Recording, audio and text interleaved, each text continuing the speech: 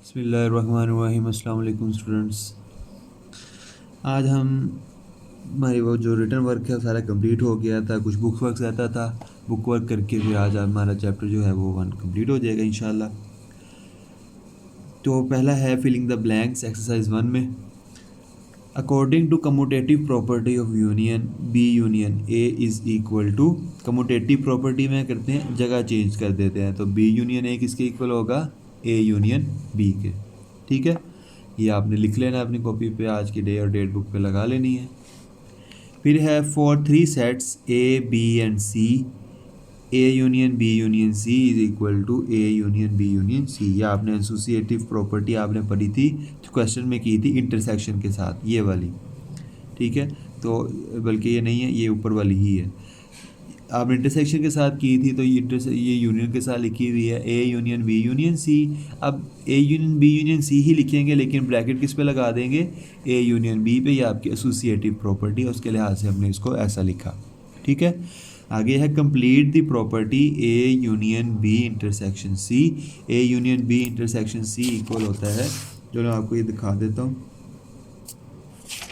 ये आपकी है distributive property of union over intersection. क्या लिखी हुई है, A union B intersection C is equal to A union B intersection A union सी।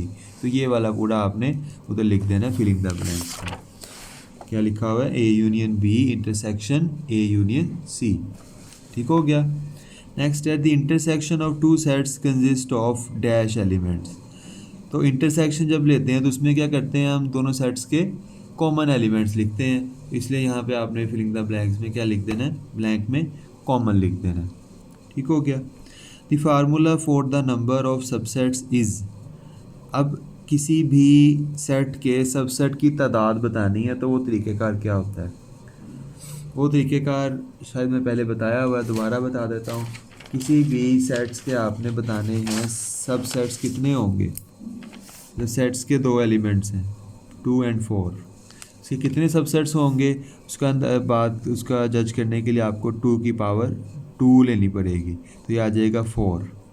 अगर 3 एलिमेंट्स होंगे तो उसके लिख देंगे 2 की पावर 3 और उसके 8 सबसेट होंगे। इसी तरह अगर आ जाता है आपकी 4, यानी 4 एलिमेंट्स आ जाते हैं,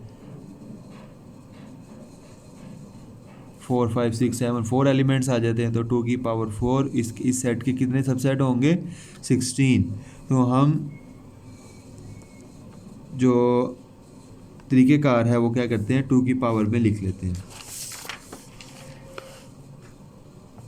तो यहाँ पे हमें लिखना है the formula for the number of subset is 2 की पावर n आएगा यहाँ पे। ठीक है, यहाँ पे सिर्फ 2 लिखा हुआ है, 2 की पावर n आनी है। ठीक है, 2 की पावर n आएगी यहाँ पे, कि n जो है वो number of elements of the set है। ये फिलिंग द ब्लैंक्स हो गई। नेक्स्ट है आपकी true false. A set containing 3 element has 6 subsets. अभी मैंने बताया कि सेट्स के अगर 3 एलिमेंट्स हों तो 2 की पावर 3, 2 2 ज़ार 4, 4 2 ज़ार 8 होता है, तो 2 की पावर 3 8 की 8 सबसेट होंगे, 6 नहीं होंगे। तो इसने कहा है 6 है, तो इसलिए ये फॉल्स है। Every set is a subset of itself. बिल्कुल ये बात दुरुस्त है कि हर सेट अपना भी सबसेट होता है। जब मैं एक क्वेश्चन करवाए थे तो आपको मैंने बताया था कि हर सेट अपना भी सबसेट होता है, तो ये बात ट्रू है। अब power set is a subset of a given set. नहीं, पावर सेट ये तो नहीं होता। पावर सेट होता है कि हम उसमें सारे सबसेट, जितने भी सबसेट किसी भी सेट के निकल सकते हैं, वो सारे हम उस सेट में लिखते हैं, तो ये गलत है। पावर सेट सबसेट नहीं होता किसी सेट का। A subset contains all the elements of the superset। बिल्कुल नहीं, सबसेट ज़रूरी नहीं है कि सुपरसेट के सारे एलिमेंट्स कंटेन करे। ठीक है, ज़रूरी नहीं है कि सबसेट सुपरसेट के सारे एलिमेंट्स कंटेन करे। इस लाइन से मुराद क्या है कि ये मेरे पास ए एक सेट है, ए बी सी, और बी एक सबसेट लिख रहा हूँ इसका मैं, जो ए सी। ठीक है, ये आपके पास सेट ए है, ये सेट बी है। अब आपको नज़र आ रहा होगा कि बी जो है वो सबसेट है ए का, बी सबसेट है ए के, क्योंकि बी के एलिमेंट्स ए में भी हैं, लेकिन ए यहाँ पे सुपर सेट है। तो सबसेट के लिए ज़रूरी नहीं है कि वो सुपर सेट के सारे एलिमेंट्स कंटेन करे। इस टाइम बी कंटेन नहीं कर रहा, ठीक है, कैपिटल बी में स्मॉल बी नहीं है, तो इस वजह से जो सबसेट है वो सुपर सेट के सारे एलिमेंट्स कंटेन नहीं करता, उसमें से कोई कम भी हो सकते हैं, तो इसलिए ये जो होगा ये फॉल्स होगा। नेक्स्ट है an improper subset is equal to the original set. Improper subset बताया था कि ये जैसे मैंने ये लिखा है, ये यहाँ पे इम्प्रॉपर सब, ये बल्कि इम्प्रॉपर सबसेट नहीं है, इम्प्रॉपर सबसेट वही होता है जो ये खुद ब खुद अपना सबसेट हो।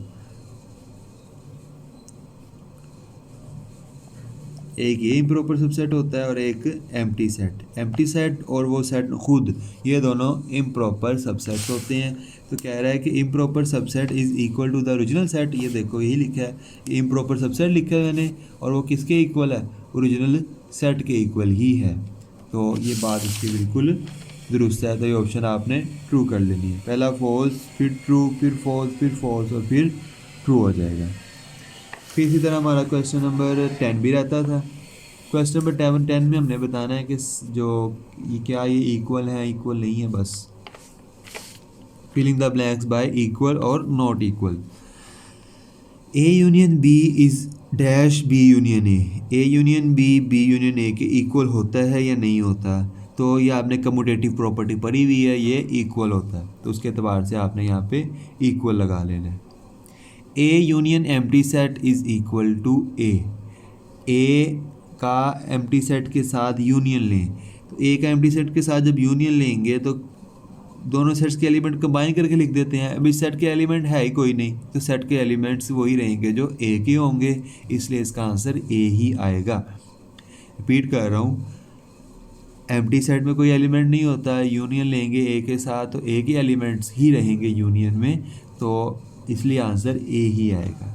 ठीक हो गया। इसी तरह ये वाला देखें,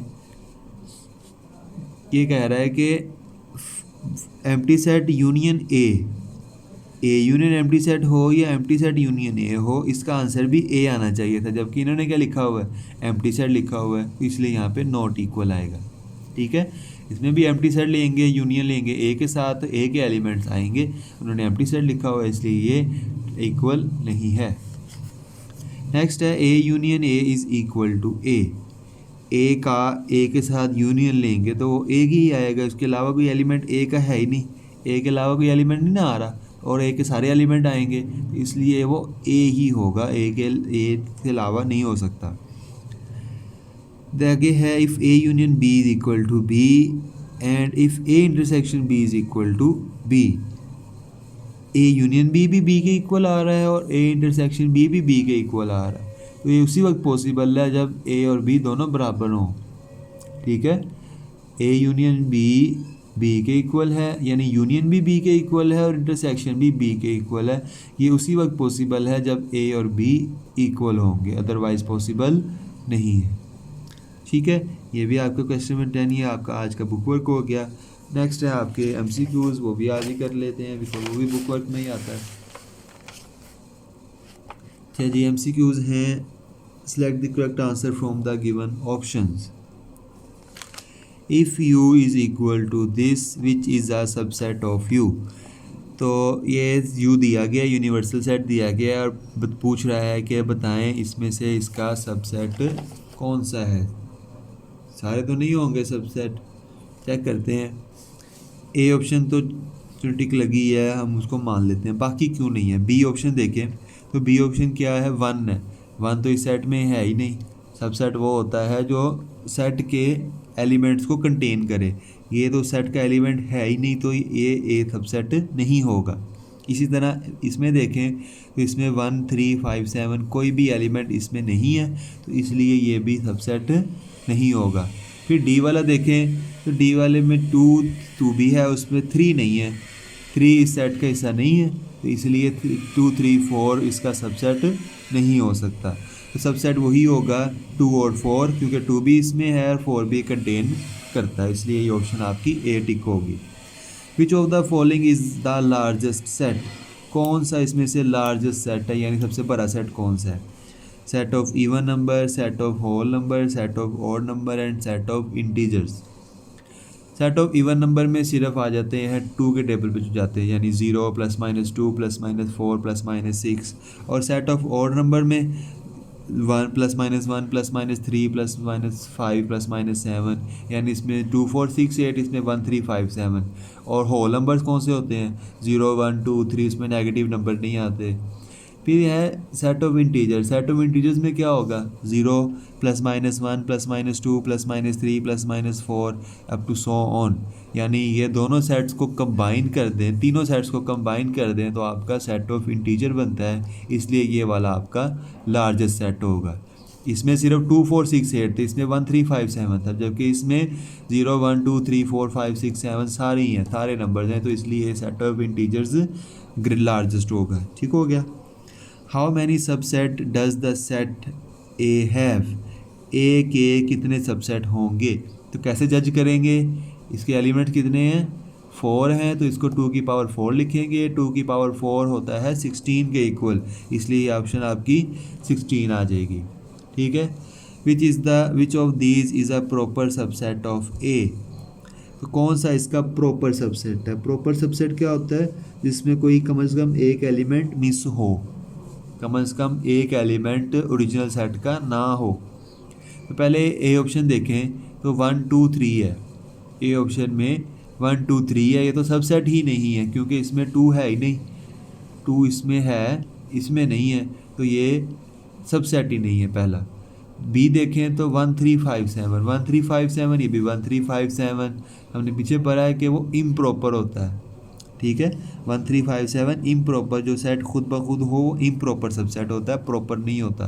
तो प्रॉपर कौन सा होगा, वो होगा 1 3 5, क्योंकि इसमें एक एलिमेंट मिस है, 7 नहीं है, और इसका सबसेट भी है, तो ये एक प्रॉपर सबसेट होगा। जबकि बी में 0 आया हुआ है, डी सेट में, डी ऑप्शन में 0 आया हुआ है, 0 इसके सेट में कंटेन ही नहीं करता, तो डी वाली जो सेट है या ऑप्शन है वो सबसेट ही नहीं होगी, तो सी वाला सबसेट होगा और प्रॉपर सबसेट होगा। नेक्स्ट है which of these is the correct statement for De Morgan's law. Morgan's law A option देखें तो A union B complement is equal to A complement, यहाँ भी यूनियन लिखा हुआ है, यहाँ यूनियन हो तो यहाँ पे इंटरसेक्शन आता है, यहाँ इंटरसेक्शन हो तो यहाँ पे यूनियन आता है, तो उसके मुताबिक यहाँ पे इंटरसेक्शन है और आगे यूनियन है, तो ये वाली ऑप्शन आपकी ठीक हो जाएगी।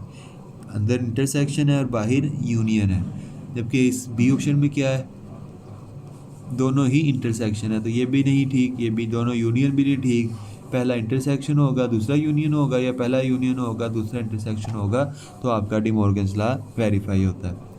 ठीक है, ये आज का आपका लेक्चर था, बुक वर्क है सारा, इसमें से जो बात समझ ना आई हो पूछना चाहते हो तो पूछ सकते हैं आप। अल्लाह हाफिज़।